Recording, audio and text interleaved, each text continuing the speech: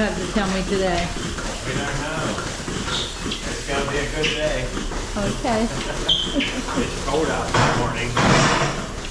About 18 or 19 degrees Fahrenheit.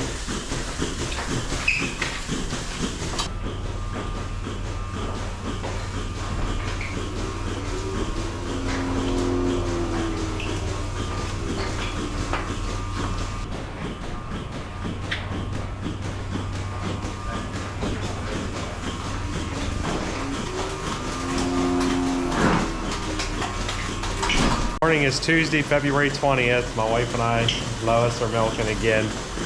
This is the first we milked together for probably 3 weeks at least. 3 weeks ago we went away for a couple days, and then 2 weeks ago when we got home from that trip, she got really sick. Well, I got sick over the weekend. But yeah, 3, 4 days I was pretty much back to normal or close to normal.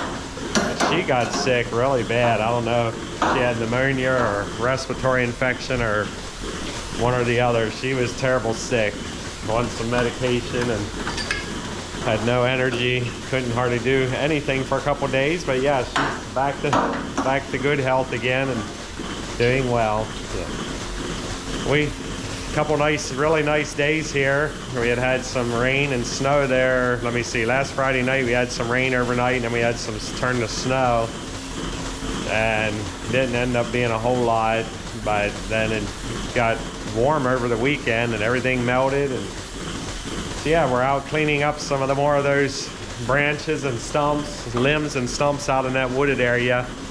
And yesterday I was out there, I don't know, pretty much all my free time that I had, probably 4 or 5 hours total, and today I'm hoping to be out there probably about the same. Yeah, should have it pretty well cleaned up that we're ready for the trackhoe to come in and dig the bigger stumps out that I can't get out and bust out some of the rocks that are there. It's looking like we're going to gain about 8 or 9 acres there in that piece, what we're clearing out this year, so that'll be really nice. And yeah, it'll just connect to the field that's right beside it, so we'll just make them fields. There's 2 fields that kind of border it. We'll just make those fields a little bit bigger. So anyhow, yeah, we're in the middle of milking here. Nothing out of the ordinary happening this morning, but yeah, everything's going well so far.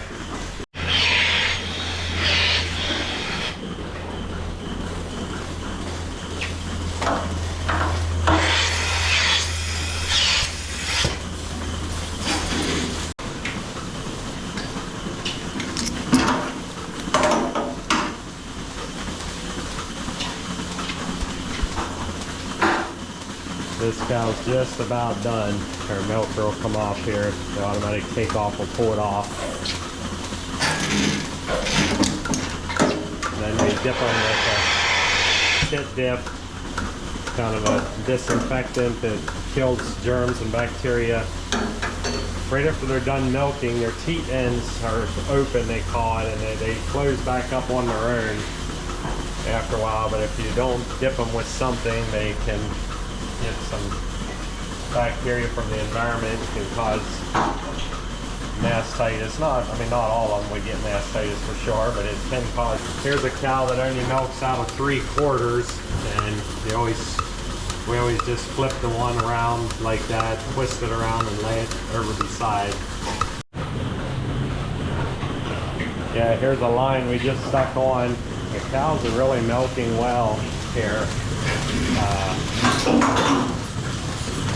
There's an older cow. She's probably milking somewhere between 100 and 110 pounds a day. Fresh about 2-3 months, somewhere in there.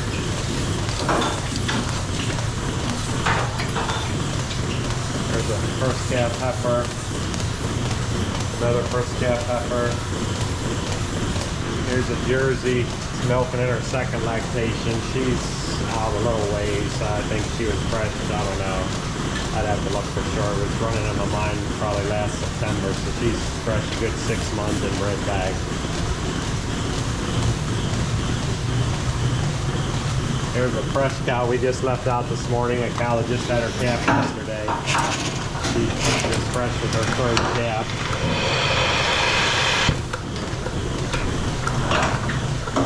Yeah, I was saying about the 3/4 cows, or the cows that only milk out of 3/4.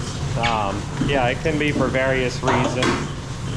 One would be, like I said, a heifer that if you had trouble with heifers sucking on each other when they were younger, like, yeah, every now and then you'll have a little issues with that. We don't have terrible trouble with it. We always try to put what they call weaning ring in their nose when we see that. We had one here 2-3 months ago. We had just brought her back from up at the barn where we breed them and put her in with the dry cows. And about a day or two later, I seen she was sucking on another heifer. So we put a weaning ring in her nose. It's a little, sometime if I get a chance, I'll show you what that is. For those, some of you probably know, but it's a ring that's got a little, some jagged pieces on it that if they go to, it don't jag the cow that has it in her nose. Yeah, but if they go to try to suck on another cow, it'll jag them and they'll haul off and kick them a good shot and make them quit. And it works pretty good. You can have a cow that gets her teat stepped on. Sometimes if their udder's a little bigger, when they go to stand up, they'll actually step on it themselves, or sometimes in a stall like that, if another cow beside them turns around. And yeah, sometimes when they get stepped on, if they're not too bad, you can get them to heal up, but sometimes they're bad enough if it actually cuts the tit clear into like the milk vein coming out of it, there's usually no hope for that. And once in a while you can get a cow that gets really bad mastitis in one of her quarters, and yeah, it's bad enough that, yeah, we usually just turn them into a 3/4 cow. But right now we don't have a lot of 3/4 cows. I'm gonna guess, I don't know, we have 6 or 8 out of right around 300 that we're milking, so it's not real many. Here's this cow that I showed you a little bit ago, had her milker on it. I said it's probably milking over 100 pounds a day, or is milking over 100 pounds a day. Yeah, I said about using that gypsum for bedding. Our cows are really, really clean when we use that mixed with some sawdust like we are. That's part of why we really like it, but we'll see what happens here with the manure. Hopefully we don't have any trouble with that.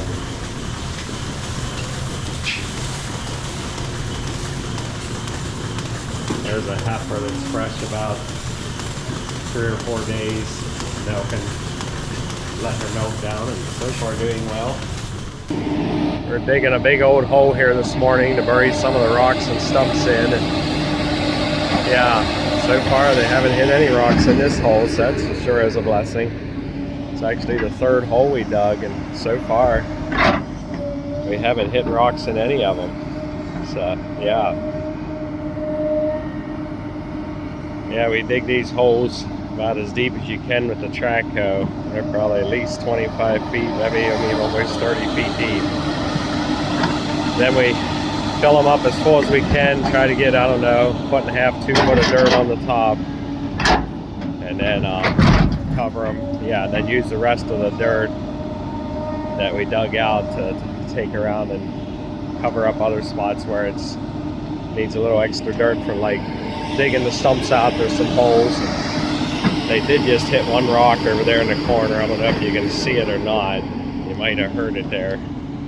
The last scoop he got.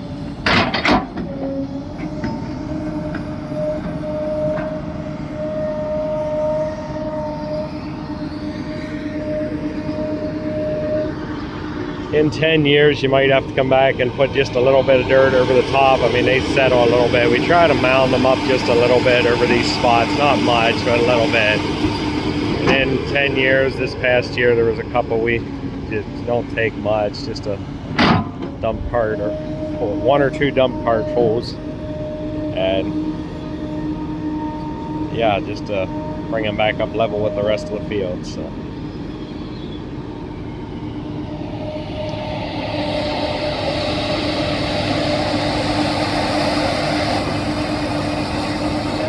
Whenever we move these dirt piles, we usually use this track hoe too.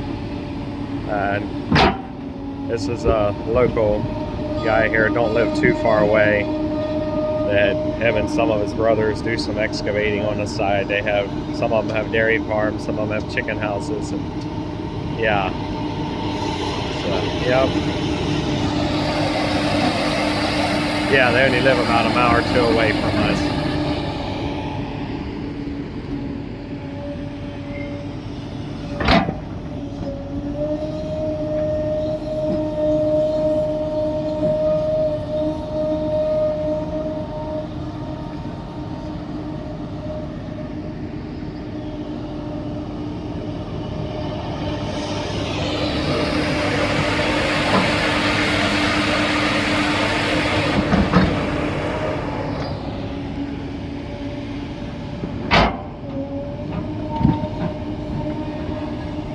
A hole this size, he's probably been working on it a little over half an hour. We'll probably make it about twice this size. Yeah, usually about an hour. If they don't hit many rocks, they can put a pretty good sized hole in the ground. They got a big old bucket on there. Not sure if it's probably at least 4 feet wide, maybe even 5.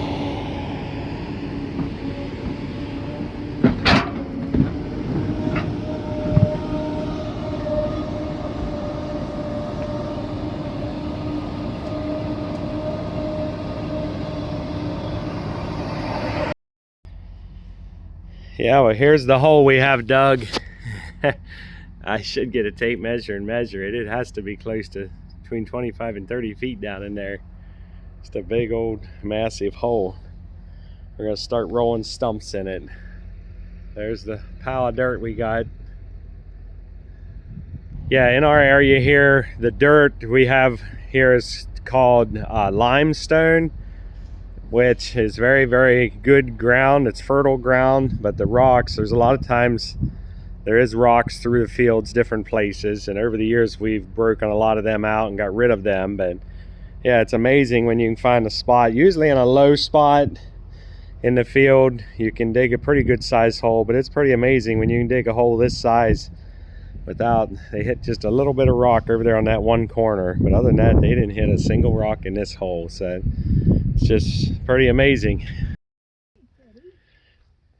Yeah, right now we're out here in this field. They were out here yesterday and dug a bunch of the stumps out, and we were cleaning some of them up too.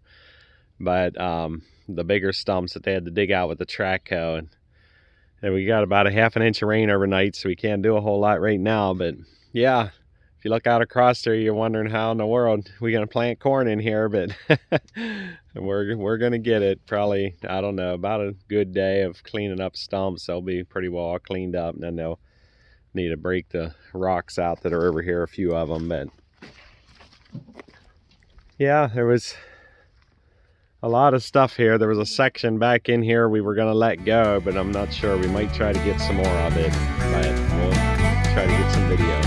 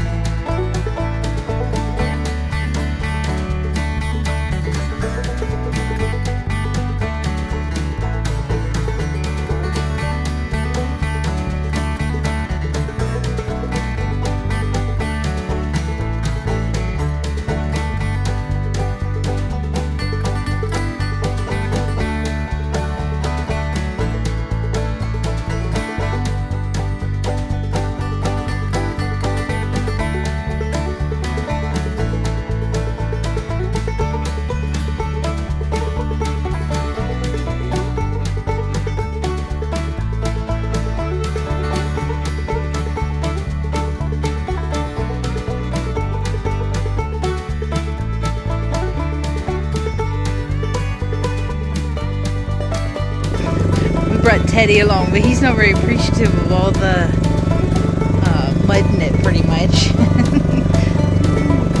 Hey, Teddy. He was, when we were going up over the hill, he was like laying down because he's like, there's no way.